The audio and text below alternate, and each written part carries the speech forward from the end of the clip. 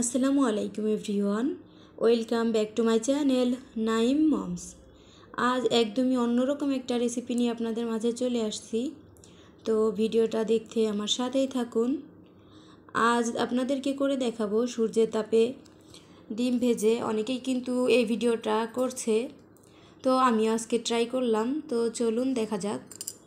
সকালে একটা ডিম ভেজেছিলাম, ডিম ভাজার পরে এই তেলটা রয়ে গিয়েছে। এখন এই তেলটাতেই আমি ডিমটা আজকে ভাজবো।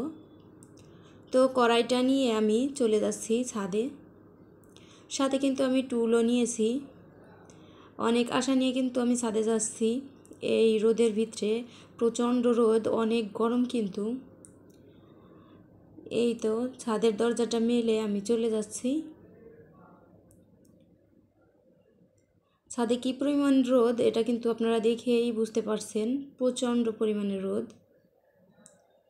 এখন আমি টুলটার উপরে, তারপর এখানে আমি কড়াইটা দিয়ে নিচ্ছি। কড়াইটা নিচে দিলে যদি বাতাসে কোনো বালু টালু পড়ে তাইলে তো আর ডিমটা খাওয়া যাবে না। তো এই জন্যই আমি টুলের উপরে কড়াইটা দিয়ে নিলাম। এটা ছিল আমি সকাল 10টার দিকে দিয়ে গিয়েছিলাম কড়াইটা। তারপর আমি 2 ঘন্টা পর এখানে আসি কড়াইটার তেলটা চেক করতে, যে ডিমটা দেওয়া যাবে কি না, কী পরিমাণ গরম হয়েছে। তো দেখলাম কড়াইটা মোটামুটি গরম হয়েছে, তেলটা তেমন একটা গরম হয়ই নাই। আমি হাতে তাপ নিচ্ছিলাম। তারপর আমি আবারও চলে যাই। এটা হচ্ছে 3 ঘন্টা পর আমি ডিমটাকে রেডি করি ভাজার জন্য। তো ডিমটা আমি ভেঙে নিয়েছি, আর ডিমটা কিন্তু আমি এক হাত দিয়ে ভেঙে নিলাম। তো ডিমের মধ্যে একটু লবণ দিয়ে আমি খুব ভালোভাবে ফেটে নেব। আজকে কিন্তু রোদের তাপে ডিম ভেজে দেখাবোই আপনাদেরকে।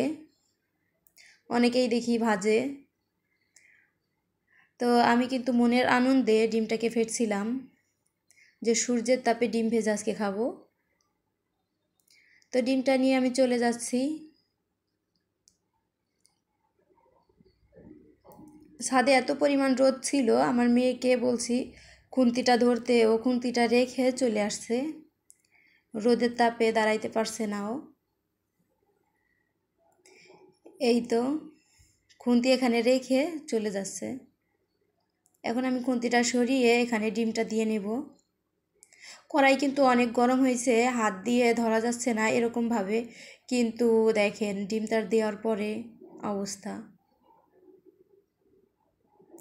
যারা এই ভিডিওগুলো করছে তাদেরকে যে আমার কি পরিমাণ বকা দিতে মন চাচ্ছিল। আসলে যত রোদই হোক, রোদে ডিম ভাজা একদমই সম্ভব না। আর হচ্ছে কোথায় সম্ভব, যেখানে অনেক প্রচণ্ড পরিমাণ সূর্যের তাপ, যেসব এলাকায় রাস্তার পিচগুলো গলে যাচ্ছে ওই সব এলাকায় হয়তো সম্ভব। তারপর আমি ছাদ থেকে এই যে চলে আসি ঘরে ডিমটাকে নিয়ে।